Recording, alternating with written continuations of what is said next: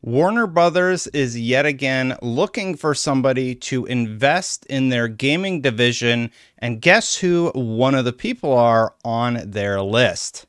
It's Xbox. Let's talk about this right now.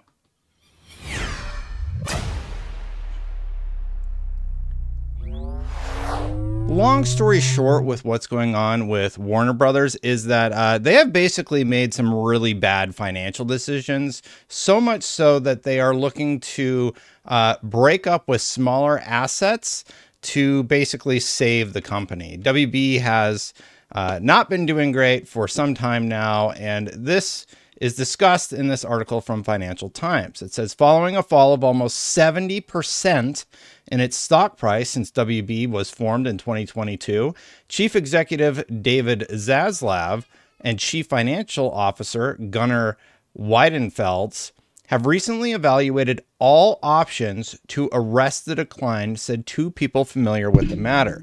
Now, this is not the first time that WB has looked to sell. They were in talks with AT&T in the past. They were in talks with Xbox, or Xbox was looking at acquiring them or acquiring a stake in them. And they do have an enticing portfolio with games like Mortal Kombat 1 on the list. And of course, Hogwarts Legacy, which did tremendously well for them. But they've kind of pivoted into this strange place that has put them in not a great financial situation. The Financial Times reported last month that WBD, which owns HBO, the Warner Brothers studio, and CNN, was drafting a breakup plan. But while such a split initially looked compelling on paper, it would create very significant operational challenges doing sports rights deals, determining what goes on linear television or what goes on direct-to-consumer streaming and when, said a person who was involved with the deliberations. In the best-case scenario, you'd be dealing with years of legal challenges, the person added. But what's one division where maybe they wouldn't have as many legal challenges? Well, gaming. Zaslav and Weidenfelds are instead looking to offload smaller assets. They are considering offers to sell Polish broadcaster TVN or a stake in Warner's video game business, which holds valuable intellectual property to Harry Potter games, said people familiar with the matter. Now, if you actually think about what they own with the Harry Potter franchise, Mortal Kombat, and others, I think it could be an enticing deal. We know that Sony already has a stake in companies like From Software that just had the very successful Elden Ring. They also have Evo in their back pocket, and they've been lucrative relationships for them. But there are a few interesting facts about this from the gaming perspective that we should revisit.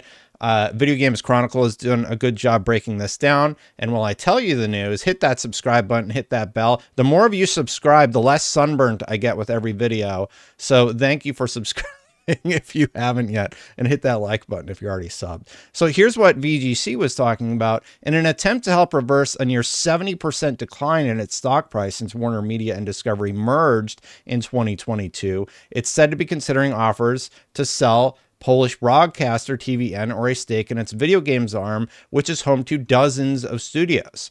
Now, here are the interesting facts. Warner Brothers Discovery exec J.B. Perrett said earlier this year that the company's games business revolves around four main intellectual properties, which are all billion-dollar-plus businesses themselves. They are Mortal Kombat, Game of Thrones, DC, and Harry Potter. While last year's Harry Potter spinoff, Hogwarts Legacy, was 2023's best-selling video game, Warner took a $200 million loss on this year's once highly anticipated Suicide Squad Kill the Justice League. We all knew that when you miss $200 million, that is a huge dent in the war chest, so to speak, of Warner Brothers. And this is the result. They're like, we need financial backing. As you know, the industry as a whole isn't doing super great. There's been layoffs all over the place, and WB is also being impacted by that. Warner Brothers Discovery CEO David Zaslav said last year that the company was focused on transforming its biggest franchises from largely console and PC, based with 3-4-year release schedules, to include more always-on gameplay through live services, multi-platform, and free-to-play extensions, with the goal to have more players spending more time time on more platforms. They doubled down on the live service strategy, even after Suicide Squad Kill the Justice League was a $200 million loss. Now, what I don't understand is why you would do that. I think they want to look more exciting to investors and more exciting to people who would potentially buy a stake in them, like Xbox, like PlayStation. And live service is that popular buzzword that they're all talking about. But don't forget, a lot of this is because of that $200 million dent that Suicide Squad left in their war chest. A new report from Bloomberg details the major struggles that went on behind the scenes at video game studio Rocksteady.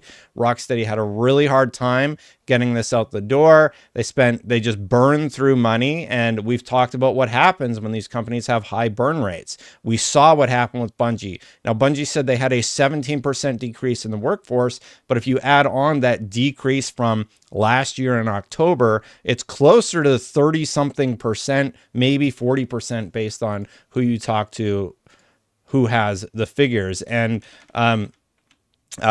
Mustafa, a Twitter user, sort of reacted to this. Urgent, according to reliable sources, the owners of Warner Brothers are currently studying options to sell it. The most important bidders for its acquisition are Tencent and Microsoft. Should we say the deal is close for Microsoft? Now imagine if Microsoft was allowed to have this minority stake in the company and how that would bolster their portfolio. Here's what's interesting about that. Do you remember the FTC case? Microsoft had Warner Brothers listed on their list of companies. The game developer had a great breakdown on all of these details. Back in 2020, when Warner Brothers was still owned by AT&T, parties like Microsoft and Take-Two were interested in buying the interactive division.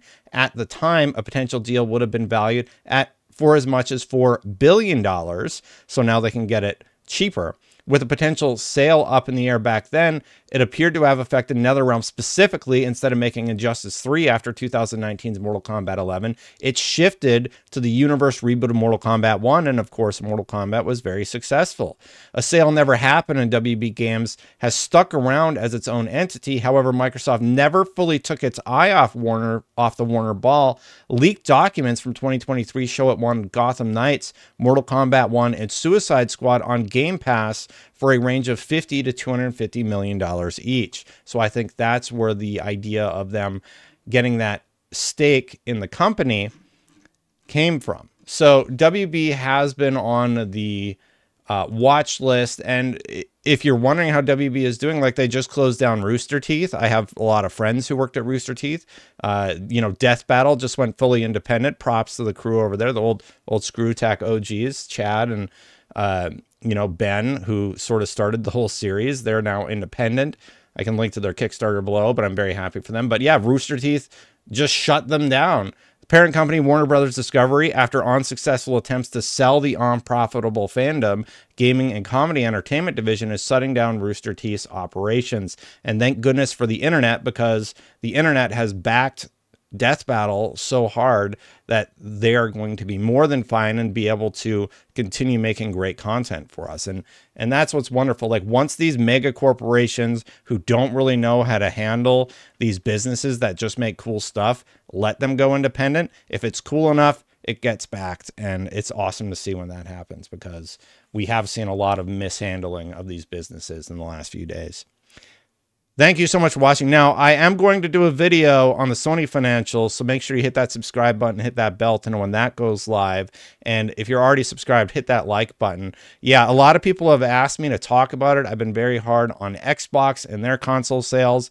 The PlayStation puzzle of financials is a little bit more complicated than just, oh, the console sales are down. Yeah, but they've still sold 62 million, and they're on pace by like a thin margin with what the PlayStation 4 sold. So it's a bit of a different story there, and I am going to talk about that soon. But before I do that, thank you so much to the members for supporting this channel. I really, really appreciate you. Like I said, especially in these times, it is nice to know that you have people that are like, I like your stuff, I'm going to click join and support you directly.